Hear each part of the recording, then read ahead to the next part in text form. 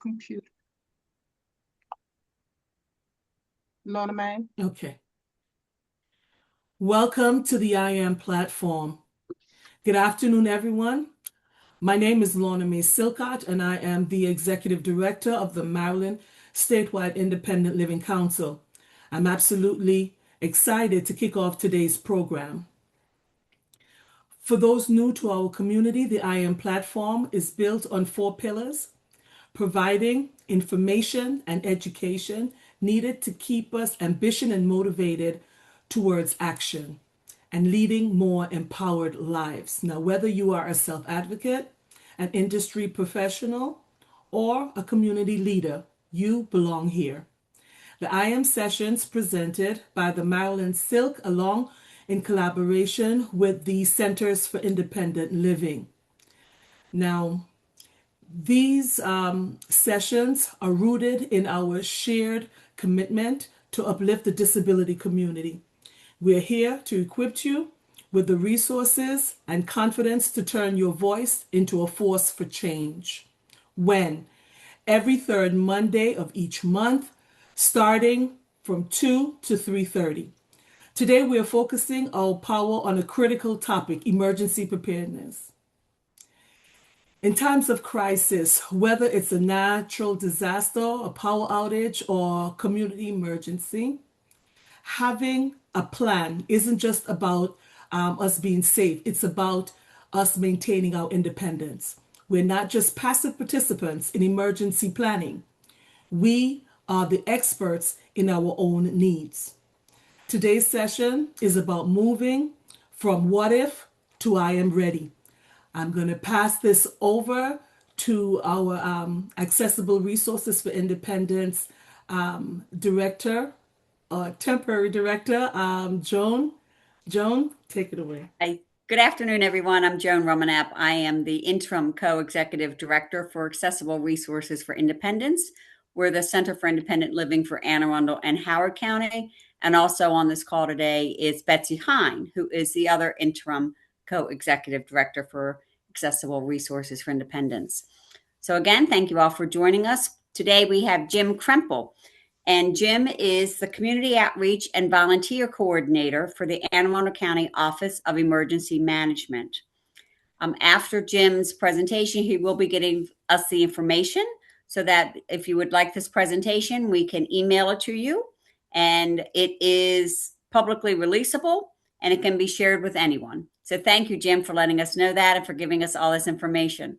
I think we have made it through winter. When I first asked Jim about doing this session, it was January 23rd, and that's when all that snow and ice came and everything. So I think, although it's a little bit chilly out there today, I think we've made it through winter. And now we need to start thinking about, the season where thunderstorms come. Hurricane season. Hurricane season. And also we've had some tornadoes popping up more recently here in Maryland. We do. So, we'll talk about all that. Well, great. So I'm going to pass it right on to Jim. Thank you very much, Jim. So we're not quite finished with winter. Unfortunately, I think tomorrow morning is supposed to be a freeze warning in certain areas. Right. It's that time of year, 93 last week and 32 tomorrow. There's a saying that says, only in Maryland can you get sunburned and frostbite in the same week. That's exactly right. Hold just a second here. Okay, can everybody see that? Can you see my cursor move? Okay, it looks good. Okay. So again, my name is Jim Krempel. I'm from the Anne Arundel County Office of Emergency Management. We're going to be talking about what we call weathering the storm. It's severe storms and summer weather that we might be facing here in Maryland, and centered around caregiver preparedness.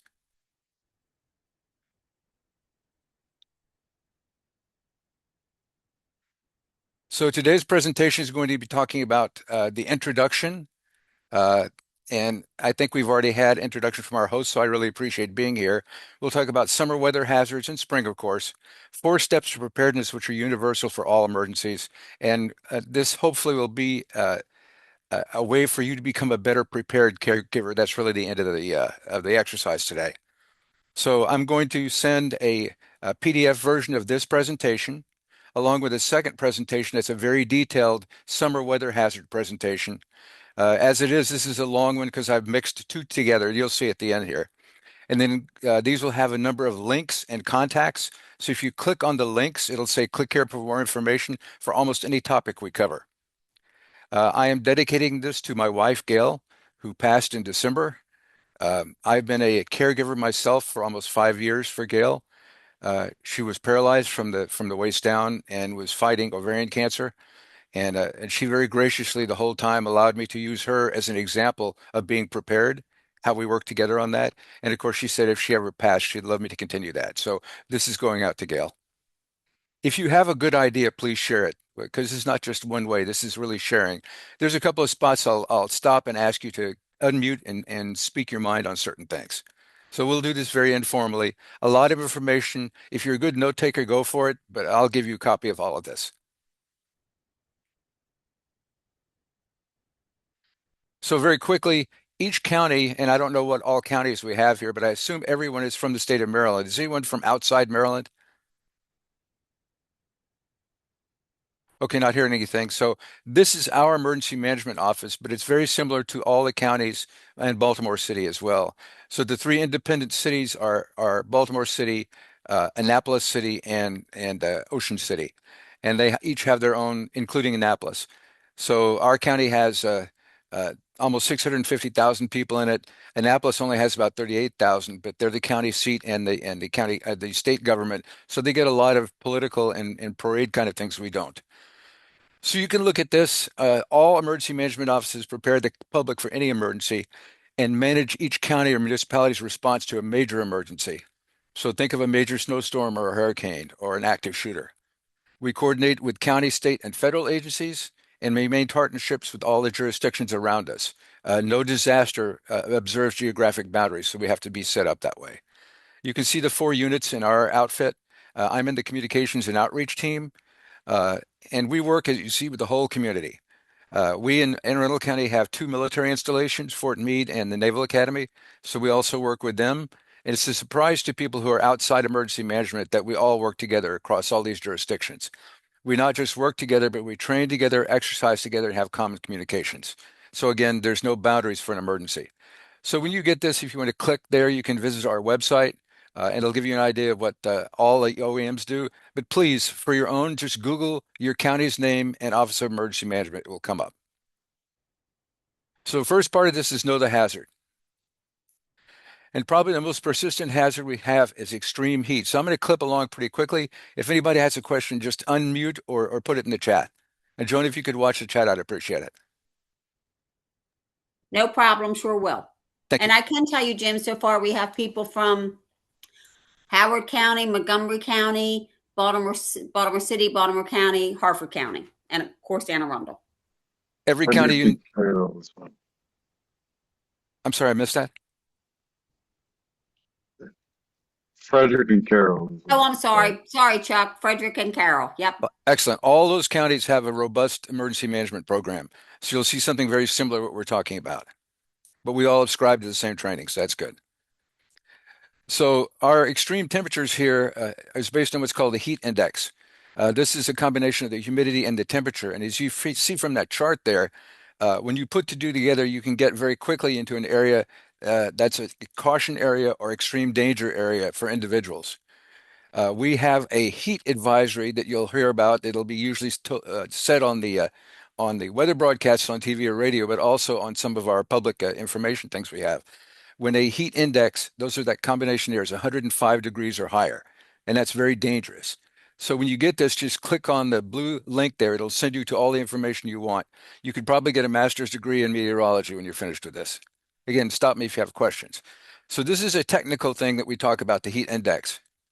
But this is what we all talk about is how muggy is it? And that's based on the dew point, not the heat index. So these dew points are the amount of moisture in the air. And you can see there, when the moisture comes out of the air, it creates what we call a dew point, and it's a degrees Fahrenheit. So if the dew point is 55 or less, and today I think it's around 60, it's very pleasant, like a fall weather, early spring weather with a nice breeze usually. And it goes downhill from there till you get to 71. It's very oppressive. And 76 plus, which believe it or not, we get above 80 several times during the summer. That's utterly miserable. That means you've got this It's air like breathing wet fog. And this can, again, affect people that have sensitivity to this, but it can also affect people who are simply working outdoors. So this is some of the things we talk about in extreme heat, and I'll let you read through these. I won't read all of them. Uh, One of the things that surprises people is we recommend you don't have high sugar drinks. That does change your metabolism, which actually make you more susceptible to heat injuries. And again, avoid that time, noon to 6. Anybody who's lived in Maryland for one summer, you knows that's the truth. Plan for activities, outdoor activities, early morning or late evening. And the hottest time of year is coming up. That's the middle to the end of July.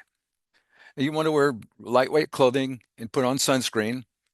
Eating healthy is important too, because you're trying to not just replace your liquids, you're replacing your salt and your electrolytes. And of course, as you all do here, check on frequently on people who might have access and functional needs. We'll talk about the cars in just a little bit. So these are some extra things that put individuals at greater risk. And you can see some chronic health problems and a number of different kinds of medications you can take. Cognitive issues means that somebody might not be able to understand and respond to the situation. And some people don't have access to air conditioning or even fans. Of course, we mentioned dehydration, and those who have substance abuse might be greater impacted on some of this.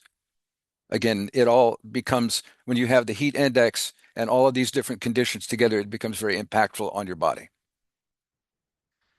So it can be potentially deadly. So heat exhaustion is when your body cannot handle the heat and your internal temperature starts to rise. That is usually recoverable. And you see some of the different symptoms on there. And it's a really easy way to fix it. Get to a cooler place or an air-conditioned place. If somebody's fully conscious, have them drink cool water. And if necessary, just take a cool shower or use a cold compress. That'll bring the body temperature down most of the time. On the other side, you see the symptoms in red. Heat stroke is a very different thing. That's when your body can't recover itself. And if your body's heat gets towards 104 or more, you could easily die. So this is a medical emergency and it calls for 911 immediately. So I'll tell you as an emergency manager, don't hesitate to call 911. Let the experts respond. If you happen to be a doctor or a nurse yourself, then certainly you can make the diagnosis, but let the experts respond. So you see in this case, there's no sweating opposed to heat exhaustion with a lot of sweating. And the skin is dry and red, and the body temperature starts to rise in that danger zone. The pulse is rapid and strong, and the individual may lose consciousness. If any of these happen, then you're probably headed towards heat stroke and you need to get them help immediately. Any questions about this? Has anybody on the call ever had heat stroke?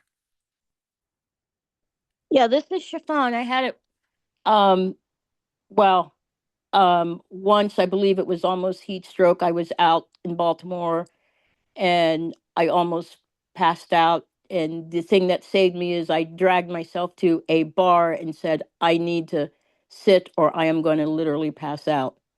And the cooling of the bar, even though I don't drink, actually helped me to have enough strength to get back home. And then I was out literally exhausted, sleeping for 3 days.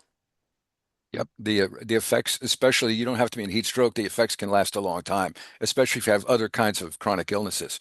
I'm glad you caught yourself. A lot of people don't catch themselves in time. Yeah, Yeah, I that's passed out. I passed out before. Did they have to have EMS, Chuck? No, but I took a cold shower after that. I'm glad you guys came out okay. This can be really dangerous very quickly. Can I Another ask thought, a quick question of real course, quick? And I'll put sure. myself back on mute. You had mentioned about looking for the various signs, like red, your skin turning red. So is there something slightly different to people of color? I'm a person of color whose ancestors are from Africa. So, it's not like, as far as I know, our skin doesn't turn red, unless you're a lighter color, of course. But is there any other indication other than that? Because it may be a different type of symptoms for people of color. I Sure, appreciate you. that's And absolutely. also, Jim, I'm just thinking too, for people who are visually impaired or blind, they're not necessarily going to see that redness. So if you can give some other types of examples, Exactly. that would be great. I'm one of those people. Thank you for even asking that question. So those are both great points. First of all, you'll see in a second, we recommend using the buddy system. So if you're going out in this heat, have somebody with you that can observe you and you observe them. And you see some of the other symptoms we have here. Uh, we have confusion. So somebody is talking normally and suddenly they seem confused. It might be at the onset of a stroke, but again, it's an alert system. Somebody doesn't feel well. So if they're sweating heavily and it's humid outside, then that's normal. But if they suddenly are not sweating and you touch their skin or they touch their skin and it's hot and dry and that body temperature is rising, you don't have to see the redness. Although on light-skinned African American people, I think you can flip the hands over and I think you can see your hands reddening as well. So that's another indicator. But there's other things to do. So if you check their pulse out, if it's really moving fast, it's rapid, but it's weak, kind of thready, chances are it's heat exhaustion. If it's a strong pulse, it means your system's responding to that heat stress. And of course, as one of the gentlemen said, you may lose consciousness too. So again, the best way to do this is have a buddy system. Uh, the one young lady was lucky enough to actually identify her own emergency and get into coolness, but you can't always do that. So that's a very good question. Did I answer that okay? Also, Jim, I think pretty much every jurisdiction has cooling centers. So in the summertime, when it gets really, really hot, there are cooling centers where people can go into, or or it is recommended for like libraries that you can go into, or other public places, a mall, where you can stay cool. Absolutely. In fact, a long version of this is really weather oriented, goes into great detail on all of that. In Anne Arundel County, it's our libraries, our senior activity centers, and our police stations. And only the police stations are open 24/7. All those cooling centers bring you cool air, a place to sit down, cool water, and a place that they can call 911 if you need it. They don't bring food. You can bring children in there as long as they're accompanied, and you can bring a service animal in there, but it's not a shelter. We have separate shelters for overnight sleeping. So that's another good point. All the counties have them and the city. Any other questions about this? Important point because it can get serious very quickly. Very good questions. And final thought there is you have to be very careful with children and pets and always check your back seat. Create a reminder for yourself. So put your purse or your briefcase or even one shoe in the back seat if you have a child back there. So you're not going to get out of your car and forget your purse or your shoe. It's going to tell you and force you to go take a look back there. And we have, sadly, each year, at least one child is badly injured or killed because they are trapped in a car because the parent most of the time inadvertently forgets. So we call that stop, look, and lock. So stop your car, check the back seat, and then lock your car. And please don't let children play in cars or have your keys to accidentally play in cars. And this is a picture of a young lady that's staring out the back window. And it won't take much. If the temperature is about 80 degrees in a closed car, that can become a bake oven very quickly and within 10 minutes can actually put her out. And again, if you click this, and there's more information in the longer presentation, it'll tell you a lot more about hot car safety. The best way to prevent this is everybody be on the lookout for this. If you see a child in a car and you can't get him out, don't hesitate. Call 911. Let the police and EMS handle it. It could get deadly very quickly. Any question on that? Jim, I just want to make a comment. Many newer models of cars actually now have an alarm. Like when you turn your car off, it beeps and it says on the display, check back seat. So it's just another reminder. Yeah, mine doesn't. That's a very good point. Things are getting better, but we have to take into account every kind of car and every kind of age of the car. Any other questions? So now we're moving on to severe weather. So we talked about heat, and I emphasize that because it's so pervasive during the summer. During the spring and summer, we have all this whole cornucopia of bad weather, and it can happen almost any afternoon. It's a combination of the heat, the humidity, and it creates the convection to cause all of this. And if you want to learn about this, again, click the links when you get there. It'll take you on a science visit there. It's very interesting information in some cases. So you'll hear on the television news, especially about the severe thunderstorm risk categories, and they actually color them. You can see them across the board here. Now, a thunderstorm is simply a rainstorm that comes that has thunder. So all thunderstorms will have lightning threat, all of them, and they'll have a potential for flooding if you get into a downburst. But as they move up the scale here, you see the possibility for a severe storm, and that's well defined.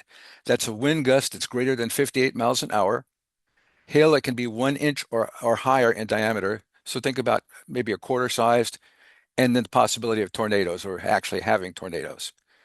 So as it goes up from zero essentially to five, the chances of that happening are they become more widespread and much more prevalent.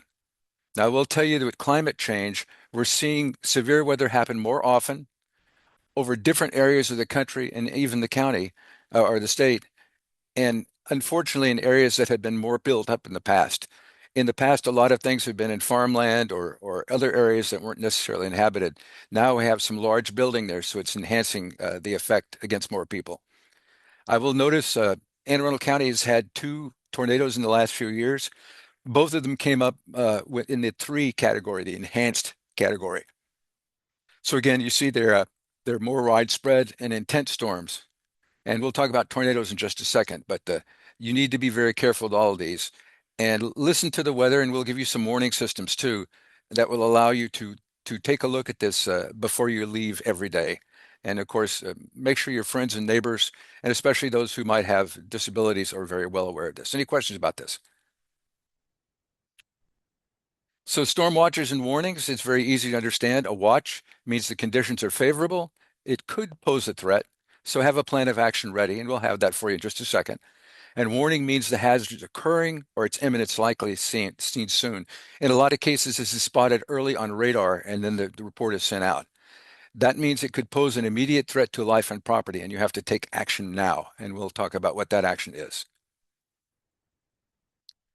So this is in emergency management, we have a lot of phrases that people remember. When thunder roars, go indoors. So lightning can strike several miles from a storm. Can anybody take a guess of how far away lightning can strike you in miles? I know it's actually more than you would think. Much more. 10 miles, I believe. Is it 10? Yep, 10 to 12 miles. So we had a fellow at the Pentagon when I was stationed there. We had a bad storm go over, and they waited about 20 minutes, and he went out to the parking lot and was struck dead by a lightning bolt. And that was about 20 minutes after. In fact, the skies were sunny then. The clouds were off on the horizon. So it'd be very easy for a storm to go across the Potomac, and thank you, Pentagon, go across the bay to be on the eastern shore and then strike us here on the western shore. So again, we ask you to wait at least 30 minutes before you resume activities outside. This is especially true for kids. If you seek shelter, you want an enclosed building, preferably one that has plumbing. Any idea why we want plumbing in it? Doesn't have to, but what would that help? For water? No, no, it actually is because it conducts the electricity through and out the building and not through you. Wow. And Oh, then a hardtop vehicle. So if you're in a hardtop car and the windows are up, what is protecting you in that car? Any ideas? Tires. That's one of them, but it's not the big one. Oh, sorry. My father always told me that. No, no, it's true. Tires do help. You're on an insulated base, but what's the big one to protect you in a car? And the hint is have to have the windows up, and you can't have a convertible. So the electricity actually goes around the outside of the car. It serves as a Faraday cage for the car, and that's why an aircraft can be flying and been struck by a lightning, even direct strikes, and nothing will happen to it. So that's what's happening there. Now, it does not work if you have a ragtop, a convertible, or you're in the back of a pickup truck. That happens a lot of times. People are out there, especially on a farm or something, and they get in the back of a pickup truck. And then you want to go to uh, a building that is sturdily built. So if you're out at a park and you go under a metal awning or like a pavilion, then what you've done is now you've put yourself under a conductor. So it's almost like holding onto a fence or holding onto a telephone pole. And you see some of the other things. Can anybody guess what sport is most affected by lightning? By far, it's by a high percentage greater chance of getting hit. Lacrosse. Lacrosse? Yeah, because you have the sticks. That could be. No, it's actually golf. More people go out on the golf course and refuse to come in. And anybody know what the state that has the absolute highest incidence of lightning strikes? It's not Maryland. I can hear Is it Google. Florida? It is. It is. I can hear Googling going now. Yeah, it is Florida. It stays hot all the time, and it's conducive to those right temperatures and conduction to have this. And people love to be outdoors. They might be swimming, they might be golfing, they might be out playing baseball or whatever. So they get struck by far more than any other state. But lightning can happen anywhere. Any other questions on this? Not specifically this, sir, but you know when the television, I guess, is like going across, winter alert, or what areas are severe. Is there a way or a system that they could have that set up for those who are blind and visually impaired that cannot see that information? Well, most of those systems are audio systems, so they could hear it. And we'll talk about NOAA weather radio and some of the other things we have in just a second. It's a great Okay. point. Most of those are audio systems. I know that the warning system we have here is both visual and audio. And again, I'll get into that in a second. It's an excellent point.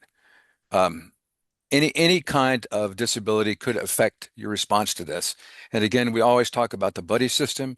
We talk about a caregiver being aware of what's going on if somebody has that kind of disability. Two heads are always better than one.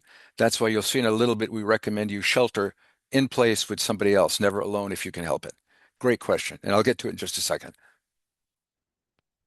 So in Anne Arundel County, our greatest destructive force is flooding. And there's a number of different kinds in the county, and in fact, any coastal county in the state. So we have a lot of coastal flooding, especially as the onshore storm comes on. So our western shore, especially low-lying areas like Shadyside and some of the peninsula areas, get flooded all the time. Probably the greatest flooding and the most constant flooding and almost anything is Annapolis City. Anybody here from Annapolis? So this, Yes, so the all city the time. docks My all the favorite time. ice cream place gets flooded all the time. Yeah, I know exactly what you're talking about. I've actually gotten chased out by a flood there one time. And it's funny because it's called Storm Brothers. It is. That's hilarious. I don't know if that's true. I don't know if it's deliberate or not, but it's funny. The other thing we have is what's called aerial flooding, and that's where your streams and rivers slowly fill up after a big storm. And again, that can cover a wide area. And you see there's somebody actually kayaking on one of those. That's actually dry ground. It's a parking area. But the most dangerous of all is flash flooding. So flash flooding is a low-lying area that has like a dip in the road and usually high points on either side. And the water comes racing down there. But remember, it's not just fast-moving water. It's also rocks and debris and limbs and God knows what else coming through that. So here's a question for you. How many inches of water does it take to knock an adult off their feet if they're walking through one of these? 2 feet? Anybody else? I want to say it's about like, 1 foot. It's not a lot. Anybody else? 6 inches. Yeah. It just has to be up to your ankles. So if you've ever even felt, and sometime in a bathtub, you'll feel the flow of water around your feet if you're taking a shower or bath. Well, imagine that multiplied 1,000 times with other things in the water, including heavy things in the water. Here's another one for you. How many feet does it take to knock a car, essentially float the tires off and move the car down the river? Somebody got the answer right just on the first time. 2 feet? 2 feet. Yep. So basically, if it gets up above or at your wheel well, there's a chance it could float and create a surface under the wheel wells, and then the force will actually push the car down. So you never want to cross this. And again, another thing we have is never go around barricades. We say turn around, don't drown. And we have many times where somebody will get stuck in a low-lying area, especially if it's a big pickup truck, and they'll have to do a swiftwater rescue. And somebody else will look at them doing it and actually come through on the other side, and most of the time they get stuck as well. So again, common sense does go a long way. So if you're talking about flood safety, and this is a part of our county that flooded at one point in time, Here's some things to think about. Pretty common sense, move to higher ground. Whether indoors or out, you want to get out of the water and higher ground. And we talk about the 6 inches knocking off your feet. So don't walk through the stuff. Besides, there may be snakes or electric wires or broken glass or whatever in there. And then you don't drive through it for the same reason.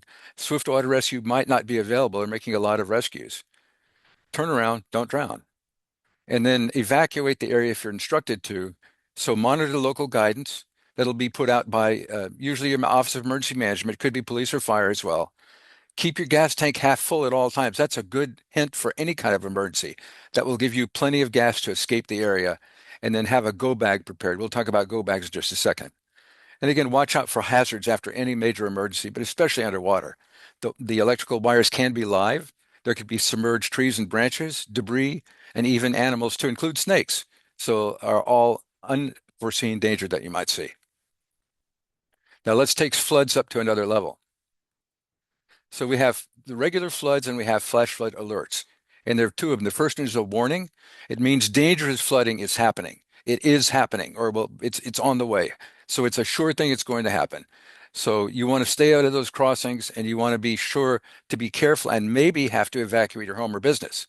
So move to higher ground and again, turn around, don't drown. There's a step beyond that though. It's called a flash flood emergency. That is a rare situation and it is immediate severe threat to life and catastrophic damage. It's a life-threatening situation. We've had a couple of them here along the way. You'll hear the alert tones, and I'll show that in a second.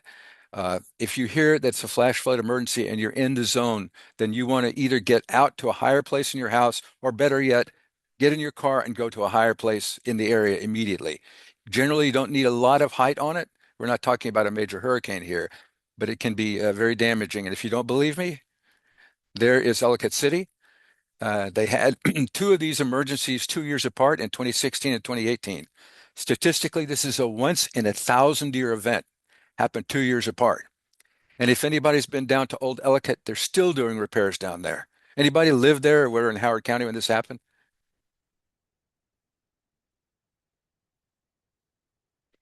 So it actually gets worse. So this is bad. And again, 2 years apart at once in a 1,000. But tragically, last year, we lost all those kids in Kerrville, Texas. I don't live far from Kerrville. I'm originally from San Antonio, Texas.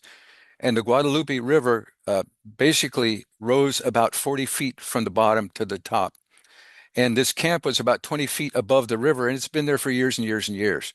Well, this flash flood came through with little or no warning, and what warning was given wasn't heeded. And a lot of kids lost their lives, and there's a lot of information out on it. It's a absolute perfect lesson of why you want to heed these emergencies and get out of the way. In this case, thought that we're safe 20 feet up off the riverbank. So it can happen. And it's happened in this area. So again, all kinds of floods. I'm emphasizing floods because it is something we have and it's something that can happen to you. Any questions about flooding at all?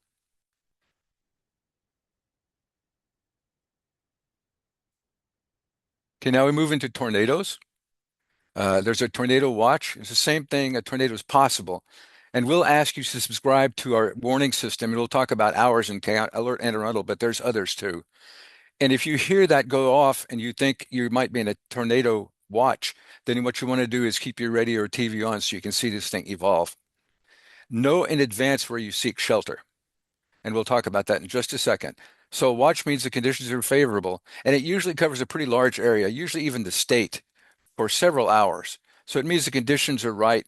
And again, be prepared, get your spidey sense up, get ready to respond. A tornado warning is a tornado has been either seen and spotted on the ground, or it's been spotted by radar. In that case, you want to seek shelter immediately and then monitor radio and TV to see what's happening and stay sheltered until the warning ends and the tornado is passed. This covers a specific area for a specific time. In fact, sometimes they'll show it along a track, which I'll show in just a second. So again, you want to be prepared on one side and you want to take shelter on the other side. By the way, if Jim, anybody, yes, I'm sorry, it's Betsy. sure. So we have a lot of people who have mobility issues, who are in wheelchairs or use walkers and can't do steps. So your recommendation for taking shelter for somebody who can't go down the basement or doesn't have a basement or can't climb into a bathtub would be what? We'll just get into it. Okay. But again, I go back, I can't emphasize it enough. They should have a caregiver or buddy with them at all times. So those might be interested. You've probably heard of storm spotters. We actually have a storm spotter class we present once in a while working with the National Weather Service. So if you want to be trained on some of the advanced things with storms and be out there, you get a number. You can actually use a cell, or you can use a text, or you can even use ham radio to report storms to the Weather Service. And a lot of cases, you'll see a tornado warning. It'll say sent by a spotter in the field. So somebody's actually put eyeballs on the storm. And there's the worry. So some really bad options in a tornado is in a vehicle. As you see here, this is not an exaggeration, actual picture.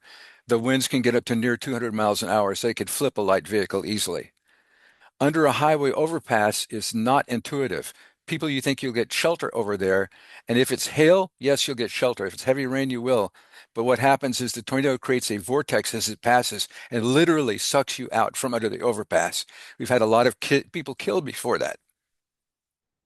And in unsecured manufactured homes, or mobile homes as it used to be called before 1976, um, I say unsecured because you can get them secured to a concrete base, and they're pretty safe in this. But if not, as you see here, they flip. So somebody that's in an area that's not in a secured thing, we recommend evacuation if you have the option for a tornado. Get to better shelter. So this is kind of what you were talking about before. Where do you go? Well, you want to go to, if you can, a basement of the house. Now, when Gail became paralyzed, our primary shelter in the house was our basement. We have all our equipment in there. It's ready to survive almost anything. Uh, Unfortunately, when she became paralyzed, there was no practical way to bring her down. If my son and I were here, we could probably do it ourselves. She was a heavy woman. She was over 200 pounds, and I'm only about 150 pounds. So I was barely able to fireman carry her. I would not do that down the stairs. Besides, she had back injuries. I wasn't worsening. I wouldn't make that worse. However, she had a wheelchair, so we could bring her wheelchair into a small guest bath that we have on the first floor that has no windows in it. So that would be a reasonable place to go. If they're upstairs, again, you want to go to the interior of the room or the building. A bathroom's always a good place because it usually has minimum windows, and you have a tub that if somebody's capable of doing it, crawl into the tub, particularly if it's a child. If it's a child, they can get in the tub, an adult can go over the top of them, or believe it or not, you can even put a mattress over the top of them. The fear in a tornado is the speed taking glass and other debris and sending it 200 miles an hour through an area. So you don't want to be on the top floor because your roof can blow off. If you can, stay away from exterior rooms, especially with large windows, and no place outside is safe from a tornado. If you're in a car, the best you can do is probably pull over. You can't get to shelter immediately. Pull over and lay in a ditch. That would be safer than being in a car and being flipped and crushed in the car. But hopefully, again, you got the warning early and you can get out. So that was a good question before. Did I answer that for you? Yes, thank you. Any other questions? And yes, we have had tornadoes here. And unfortunately, what used to be called the tornado belt, which was through the middle of the United States from Texas and Nebraska, that area has moved north and south. If you've watched the news lately, there's been a whole outbreak of tornadoes, like 40 or 50 up in the Wisconsin area and Minnesota and Iowa, those areas you don't anticipate. And then there's outbreaks down south along the coast. So Texas has always been a good spot, but now Mississippi, Louisiana, Alabama, even Georgia have been hit by tornadoes. Again, that's part of, and it's not political, it's science. It's part of climate change, and we're seeing that all the time. And this is what could happen here. This actually happened in September. This is actually when Hurricane Isaias or Tropical Storm Isaias was coming through. So we actually had two emergency operations center running at the same time, one to cover the tornado and one to cover the tropical storm that was coming through. So this is a tornado that was spawned from a tropical storm, and that happens all the time. And this is actually a straight line of 11 miles, and I'll talk about how we handled it in a little bit. So now we talk about tropical cyclones.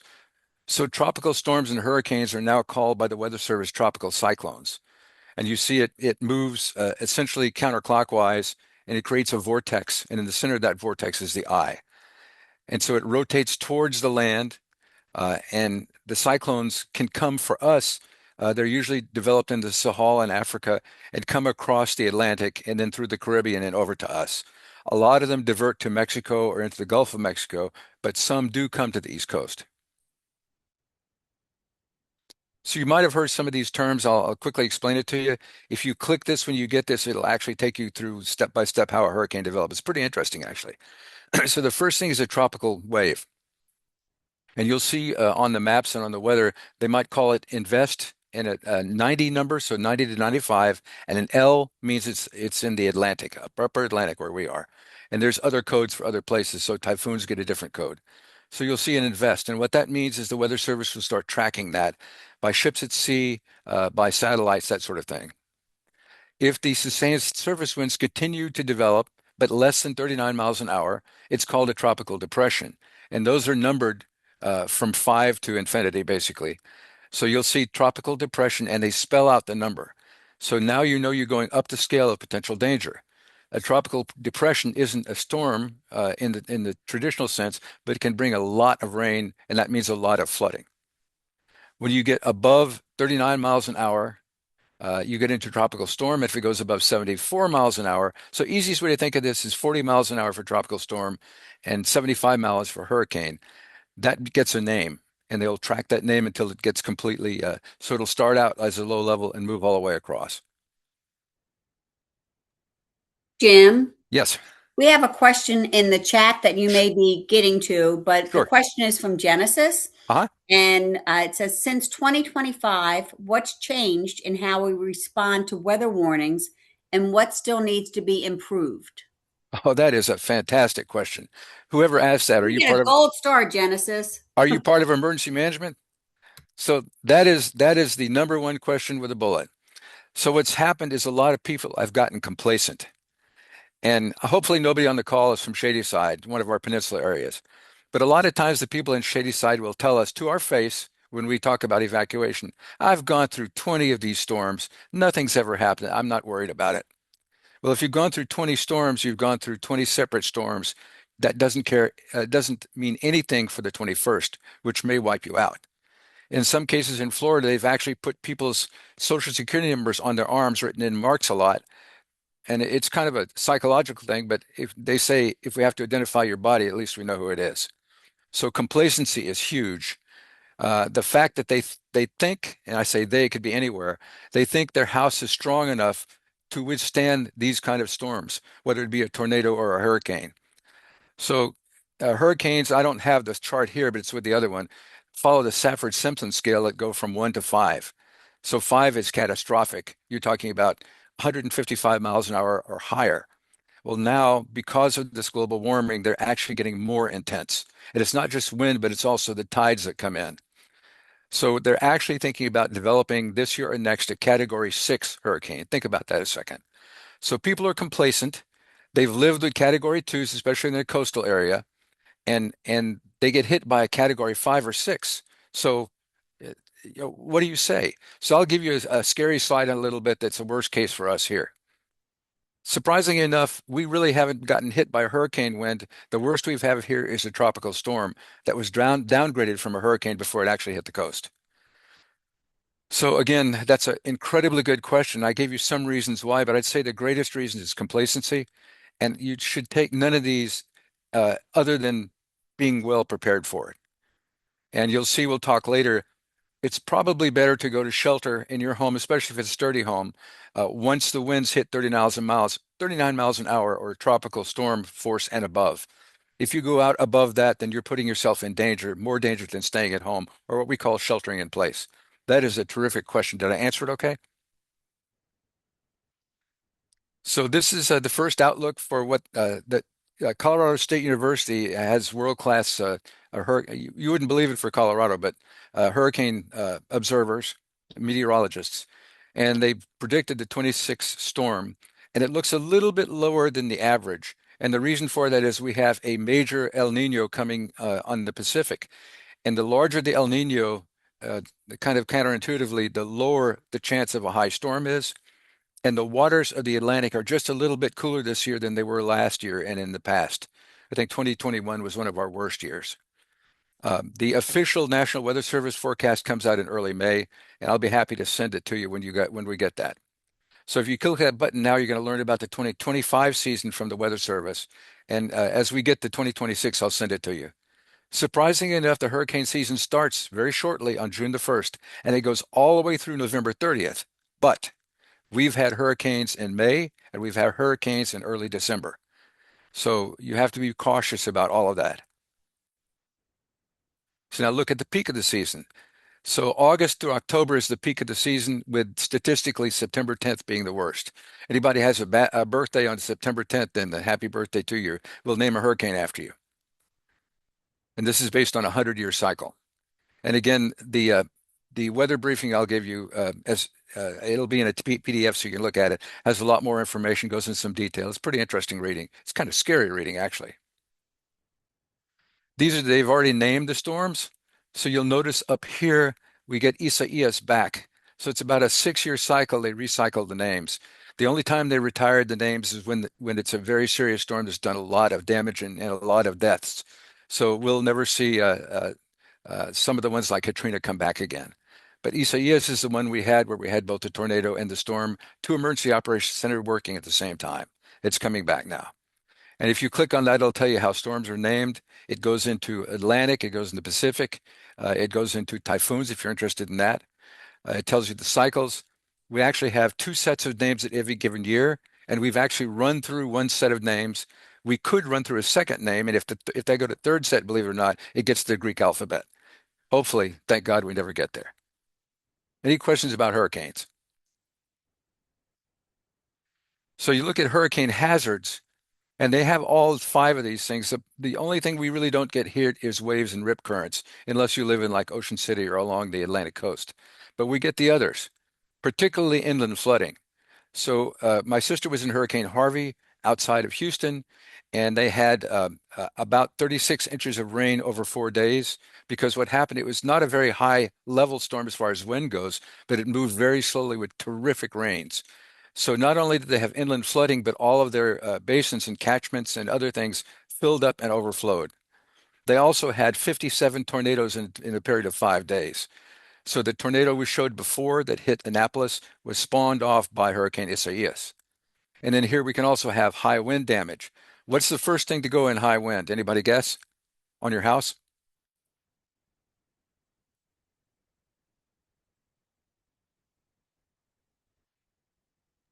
Anybody want to unmute and take a guess or put it in the chat? What Your is electricity? no, what's the first part of your house to be damaged? In your Oh. house? Would it be the roof? Yep, roof, or actually more common than that is the garage door, depending on how you're facing. Once the garage door goes, you've created that overpressure inside and it blows your roof off. Hopefully that won't happen. It has to get pretty intensive to do that. A lot of housing in hurricane-prone states like Florida are now what we call mitigation. They're building different codes to make them stronger.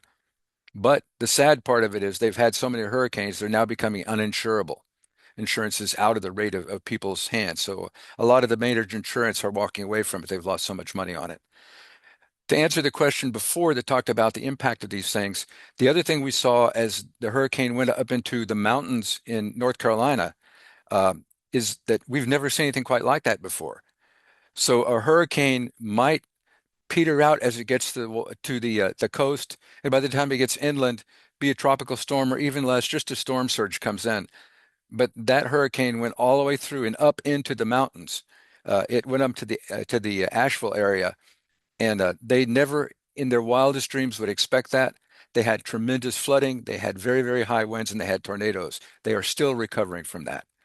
So again, the effects of climate change are happening every day, and people are building an area that are more prone to it. So again, beware. So this is a worst case we put together. So the what if is, what if a Category 4 hurricane comes up to Chesapeake, directly up to Chesapeake? So there's 2 ways to look at this. If it's going, depending on how it's facing, you know that hurricanes come in 2 directions. So that goes one direction, you go through the eye, and then it comes the second direction, if you think of the way a clock goes. So if we're an onshore wind and it's pulling all that water in, then all of these things could happen to the western shore. That's almost everybody on the call. Is anybody Eastern Shore on the call? I don't think so, no. Okay. So you see this list, and I won't go over it, but when I showed my wife this, she said, "Oh my God, you mean that Amazon won't deliver?" She was joking. So nothing will deliver. So you might even not even emergency assistance for 3+ days. So what we recommend in this worst case, and this is extreme, but in this worst case, you need to be prepared to be self-sufficient on your own for up to 2 weeks. But again, as you'll see in a slide coming up, our recommendation is normally 3 days or more for preparedness. And again, if you click on that, you'll get a lot more on this. But you see some of the things we miss here. So the emergency services and the hospitals might be simply overwhelmed, or they can't get to you. That's what happened in Harvey in Houston. The water was so deep they couldn't get to people. And then you start losing power and you lose everything else. And then of course it goes what we call a cascading effect. One thing leads to another, leads to another. Any questions about this? Okay, I've moved off of weather. Any residual weather questions, you can always go back and ask me to. And again, I'll send you a copy of this, but I'll send you a weather briefing that goes into very detailed information if you want that. So if there's a topic that you're worried about, you want to know about, you just click on it and it'll drill down as far as you want to go. So take a pause here. If anybody needs a break, it's a good time. Everybody willing to press on? I think we're good. Good. So there's 4 steps to prepare for literally any emergency. And they're pretty simple. One is to be informed. The second is to make a plan. The third is to build an emergency kit. And the final is get involved. The fact you're on this call is very heartening. It means not only are you protecting and serving those who can't help themselves with disabilities, but you're also interested in taking it a step further and learning a lot more and being prepared for emergencies to help those people anymore. And some of you may be disabled in yourself. I'm a disabled veteran and I've had 2 heart attacks and cancer. So I take this all to heart, not to mention the fact I had to uh, prepare for my wife at the time. So I'd say as a caregiver or somebody who sponsors caregivers or sponsors those who might be impacted, the most important one of these steps is make a plan. They're all important, but that's the most important. We're going to go through all of these, and you'll see we really emphasize that, and we emphasize what you can do to help out those who have disabilities. So please stop me with any questions. So far, your questions have been dead on. So the first thing you have to do is be informed. So the emergency alert system is what you hear on TV and radio. It's the nationwide, I'll let it, Bob. It's the nationwide alerting system. And what that does is used by the federal authorities, but also state and local. We can send things to radio, TV, cable, satellite broadcasters. Even goes to Sirius XM, and the NOAA weather radio gets all of those. And let me see if this works. Stand by, watch your ears.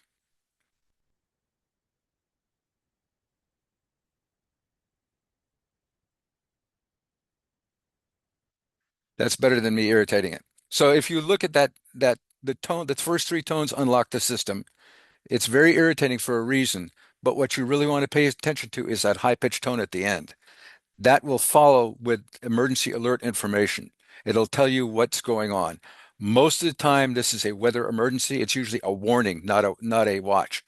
A watch will send out by various systems. A warning will be sent out by EAS. The parallel to that is WEAS, Wireless Emergency Alerts. That's usually used by the state. And so the emergency alert system goes to all the broadcasters. The WEAs go to all cell systems. So if you're in range of a cell system, almost all phones, modern phones, cell phones, will go off. It'll sound like a siren to go off, and you'll get what looks like a text message.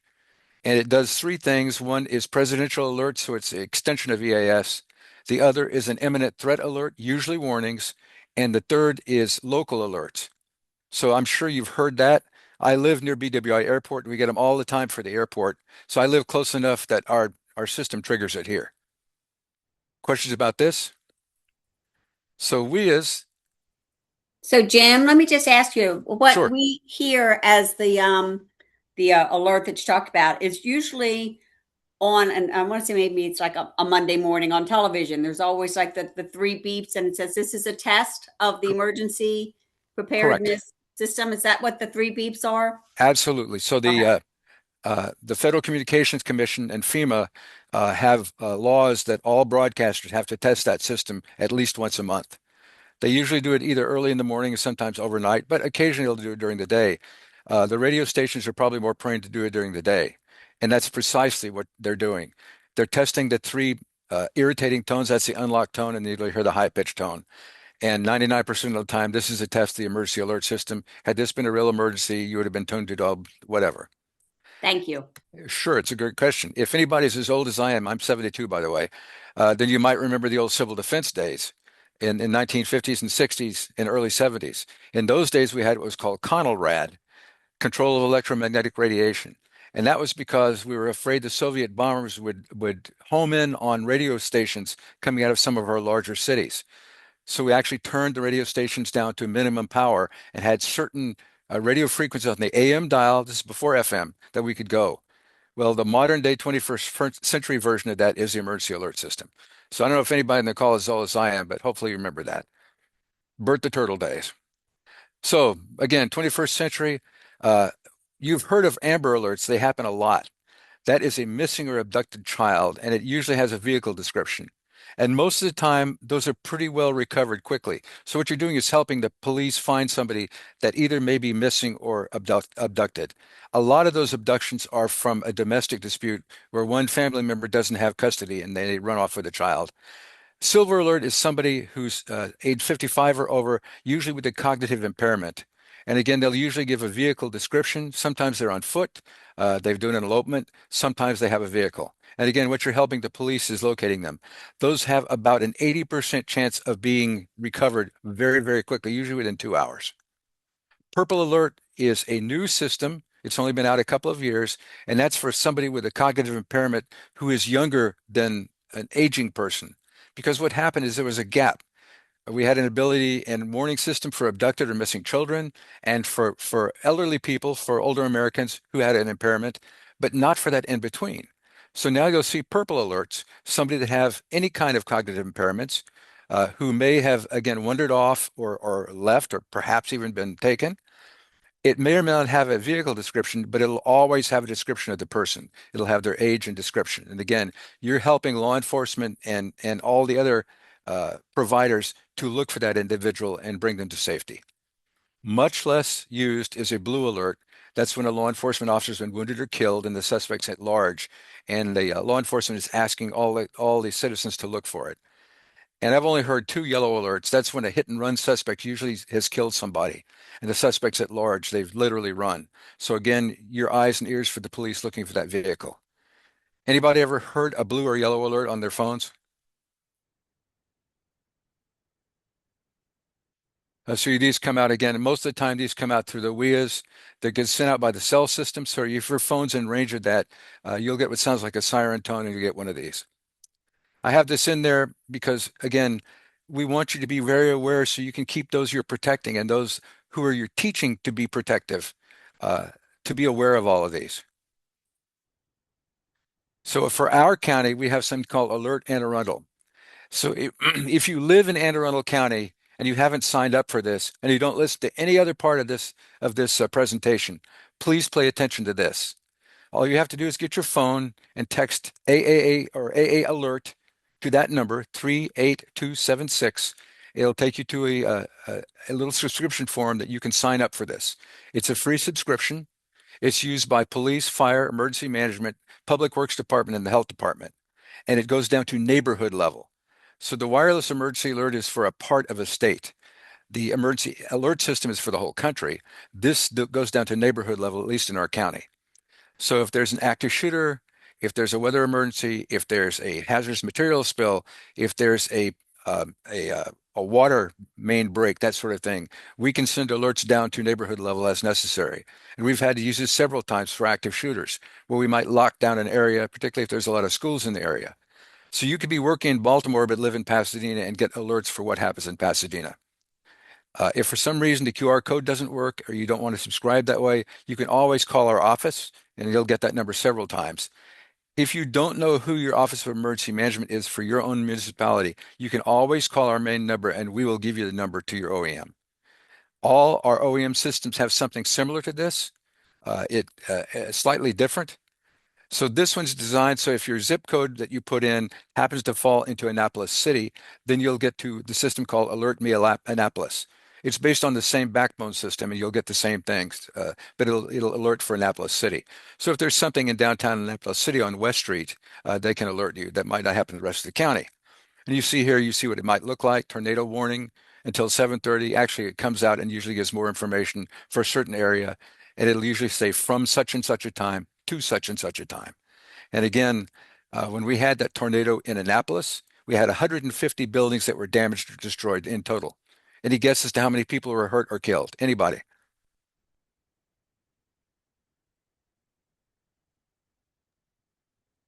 None?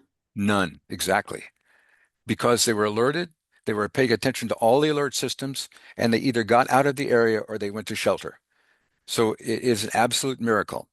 If you go back many years to La Plata when they were hit down in South Maryland, they lost a lot of people in most of their downtown area. That was before all these warning systems. So again, this is a blessing and a boon for us. You can also subscribe to Maryland Ready. That's a statewide system, and you can subscribe to different things. So it'll has one option to do for your own county, or you can do it for the whole state. And that one's easy. You can text Maryland Ready to that number. It's based on the 211 information system. That's why it has that number. Or when you get this, click on that subscribe button. It'll take you to it and you can subscribe to it. This is statewide. It's less granular. It doesn't go in detail down to the neighborhood level. So we use geofencing and can literally warn a specific neighborhood if we need to. But again, that's two ways to get alerted. And a lot of municipalities, Baltimore City, Baltimore County, Montgomery County, Howard County, they have their own alerting systems as well. I'm not sure about the rest. Any questions about alerting systems? This literally could save a life. So you talk about somebody that's disabled. This is an audio system, and it even has alerting systems. I'll show you in a little bit. That has visual alerts. They have flashing lights. They have a descriptor that people can see that talks about what the emergency alert is and get themselves to shelter, no matter what their disability is. Then it becomes a mobility issue, not an alerting issue. So with most people with disabilities and emergency management, the two things that are most concerning are communications and access. If you boil everything else away, those are the two functional areas we're most worried about that people have any kind of disability. And I'm using that very broadly in access and functional needs. So it might be a language barrier, or it might be something physical or cognitive, as you all are very well aware. And I think I've answered some of the questions before, but are there any questions to this point? You guys have been asking terrific questions. Thank you. By the way, there's a FEMA system too, but it's kind of one over the world. It's for the whole country. It has some good information on it, but it's not an alerting system that would apply to your local area. But you can go to FEMA and sign up for theirs too. Some people want to sign up for all three. It'll keep you up all night as they keep alerting. So we have social media. We have all the usual suspects on the left-hand side. I'm curious, we just added Blue Sky.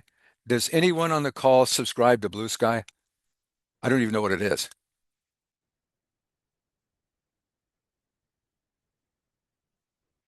So our two most used ones are Facebook and X, or formerly Twitter. We used to have TikTok on this too, but governments aren't allowed to use that anymore because of the potential security issues with it. So what we do with these is not send out warnings, but we'll send out information. So the warning will come out through our alerting systems, and then they'll be followed up, as you can see here, by an informational. In this case, we had a tornado watch, so we sent out that information. And we can talk about things like power outages, so people can go to our social media and learn about a number of different things. So getting back to alerting systems, some of you may have originated in small towns, either in Maryland or somewhere else, and you're used to having sirens going off. If you're in the tornado belt, the sirens almost always means a tornado is on the way, or in some cases it might be calling a volunteer fire department back to the station. In Anne Arundel County and Annapolis, we don't use sirens. Nobody listens to sirens. They're broadly broadcast, but they don't tell you anything. And we've had 522 square miles of Anne Arundel County with 600,000 plus people who are listening to their radios and their earbuds and everything else. Nobody's going to hear the sirens. That's why we use Alert Anne Arundel. Again, a small town might. Two exceptions in this county are two military facilities. And if you're up further north, Aberdeen does the same thing. They have a system called Giant Voice. That's a siren with a speaker system with it.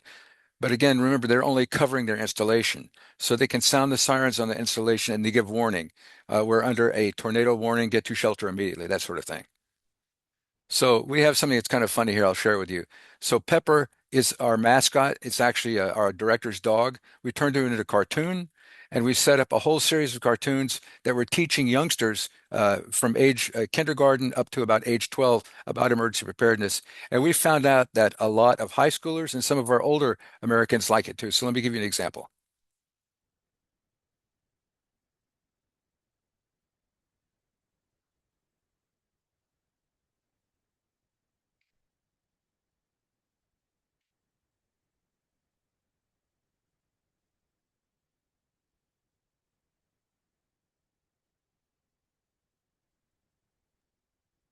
Jim, we're not hearing anything if we're supposed to be. Oh, I'm sorry.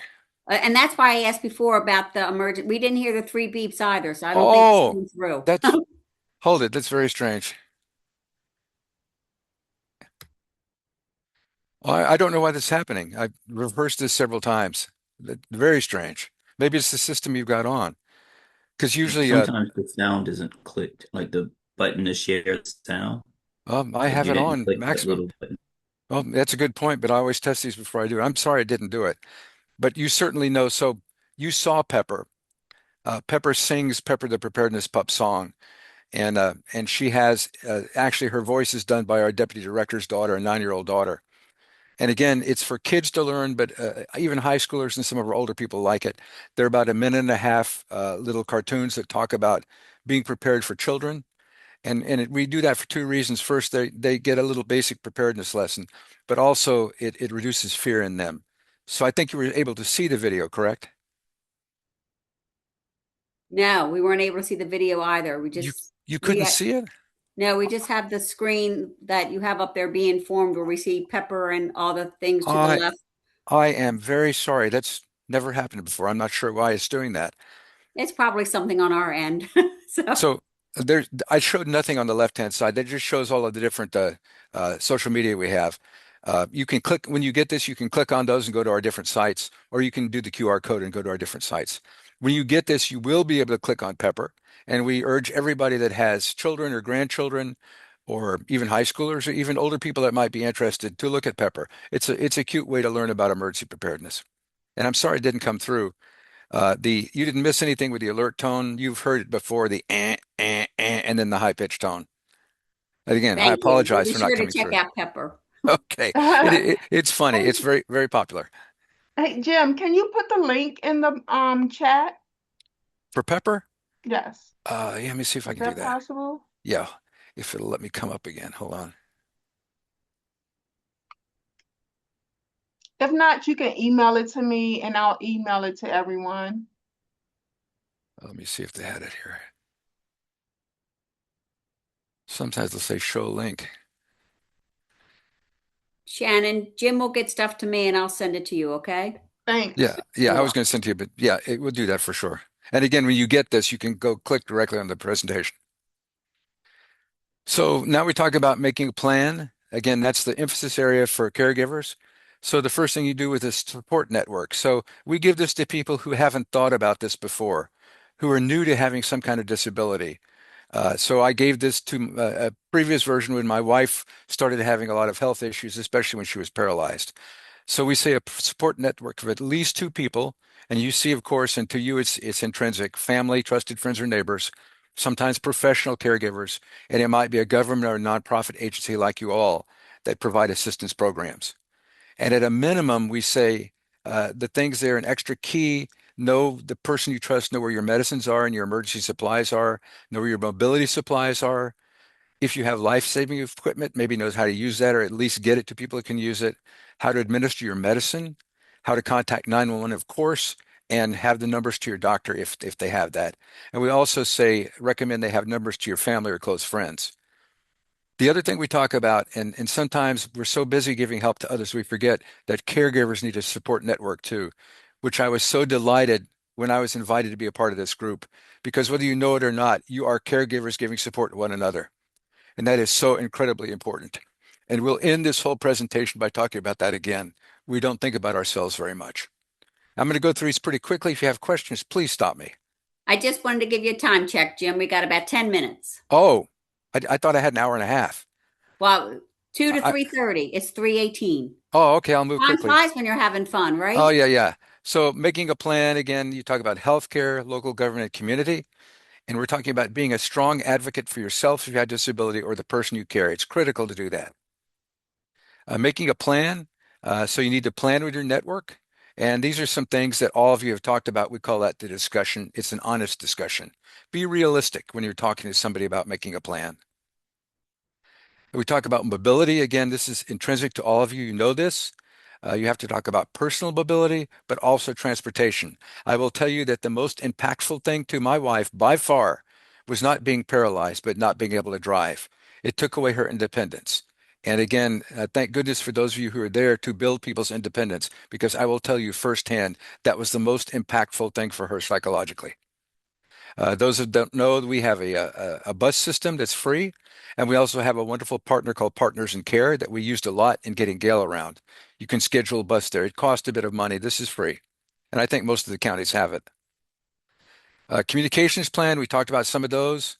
Um, this is a funny scene. This is a lady who was rescued by a firefighter from a flood, and her comment to the firefighter, "This is the first time anybody's done this for me since I was married."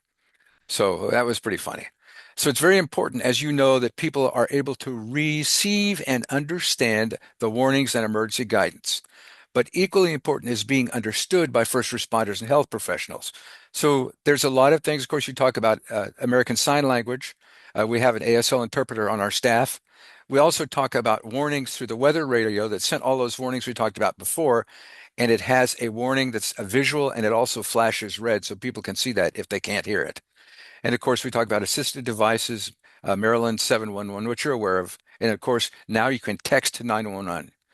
You can text. The first thing is your location. The second thing is the nature of your emergency. And the last thing is your name, because once they get your location, at least in our county, they will send emergency assistance. That also happens if you have a car accident and you can trigger 911, they will come to you. Sheltering in place. We talk about many things here. Don't shelter in place alone. A shelter in place is where you've got a hazard coming in from the outside. Typically, it might be an active shooter. It might be a tornado. You're getting to shelter. And again, it goes in detail here. You build a shelter in place kit. You may have seen these before. This is a list of things that you have on hand. A lot of these things are things you're going to have anyway, but some of the things you don't think about bringing together. So if you've ever been to a Giant or a Safeway the day before a big storm or snowstorm is coming, you will know that they're sold out. Don't be in that position. We ask you to be self-sufficient for 3 days. If you don't have the money, then build it over time or build it with a neighbor or friend. This is a tornado warning, and I actually had a little exercise to go through. What would you do? But you can do this on your own or amongst your own staff when you do that. This is a real tornado warning that happened in 2025. And again, that's that box we talked about. Evacuating is the opposite of sheltering in place. So we talk about a home fire escape plan, and our book that we'll give you the link to at the end actually has a plan for doing that. Know your local fire station. They have something called computer-aided dispatch. And if you talk to your local firefighters, they will put your alerting information in that. So they knew about Gail's paralysis. They knew that we had a ramp system, and they knew exactly what part of the house to go to. Make friends with your local firefighters. That way, in EMS calls, they'll put a little extra help in there, and it's actually very reassuring to the patient if they have to go there. And they'll also do lift assists. If somebody doesn't have the ability to be self-mobile, and they can't use their wheelchair, they will actually have firefighters lift them and take them out. This is my next door neighbor's house. So that's the front stoop of my house. That is 150 feet away. This happened about a month and a half ago. So my wife could have been, and she had already passed, against that wall. So we would have had to get her out of the house. So one of our emergency backups, this is you as our next door neighbor. He's a big strapping coach. That was his house that burned. So you have to think about the unexpected. Again, area evacuation. So you're now leaving the area. And again, if you live alone or you have a single road out, it's good to think about these things.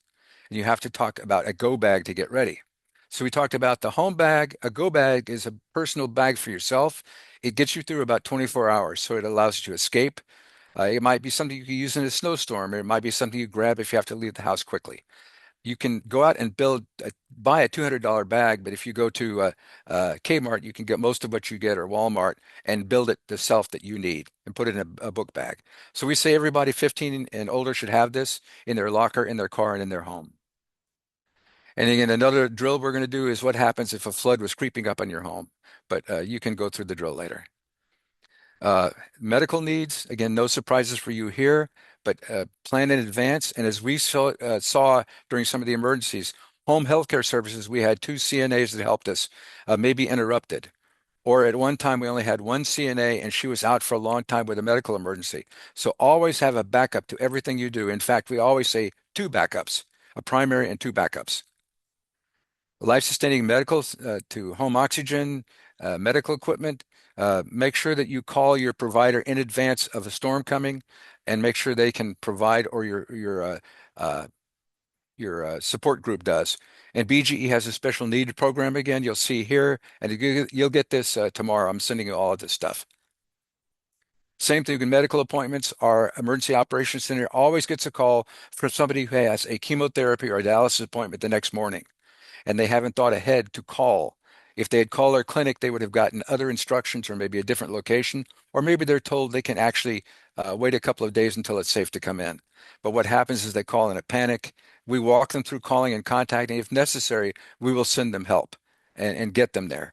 And of course, they can call our Department of Disabilities or our Emergency Management Office. And again, all counties have the same capability. We have a written communications plan. And the takeaway from this is use text if everything goes out. I was at the Pentagon in 9/11. All our cell phones went out, and voice communications almost immediately got overloaded, but text still went through. So the most important thing is who you are, where you are, and your status. If you're calling family, if you're calling 911, the most important thing is where you are. They'll send help. When the power goes out, there's a number of things you can do. So I'll leave it with this. BGE usually goes to areas, not to neighborhoods. So it's important to alert them if you have a neighborhood. If you are handicapped and you can't get out, you have no other way, you can also send that information to them and they will make you an expedited response. And those numbers are in there before. Finally, caregivers, please take care of yourself. You see this group, all this information, that's part of our Department of Age and Disabilities, it's a support group. The hosts of this call are an amazing support group. Remember, if you need to, it's hard work, so take respite breaks, take a break. If you think you're getting depressed, get some professional help. You're not alone in this. This is one of the hardest jobs, and I know from my heart and soul, it can be one of the toughest jobs there is. And all of you on this call are part of that fraternity and sorority. This is the skills training that we offer to our county, and most other counties offer at least part of this. So today in this briefing, you're getting both weathering the storm and emergency preparedness, and I'll send you all that information. But we can provide you with all these other briefings. Everything we do is free. We can give all variants of this in both English and Spanish, and soon to be Korean. We have an emergency guide. If you get this and click on it, you'll get our guide. It's designed for Anne Arundel County, but it's good in all the other counties. And here's a lot of links that you can go for more information. Any questions? I thought I had a little more time, but we covered all the ground, and some of you are probably experts at this anyway. Thank you so much for your time. Do you have any questions? I know your time is valuable. You were great. And thank you for taking the time to answer the questions that came up during the chat and during your presentation. I do think we learned a lot. And I think this was a presentation that was very valuable and applicable to all of us. So thank you very, very much, Jim. They were superb questions, by the way. One question in the chat. Let me see. Oh, thank you so much. Excellent information and presentation. So kudos to you there, Jim. Thank you. You'll get these, and as you go through it, if that doesn't answer the question you have, you go back through Joan, and we'll answer a question from anywhere in the state.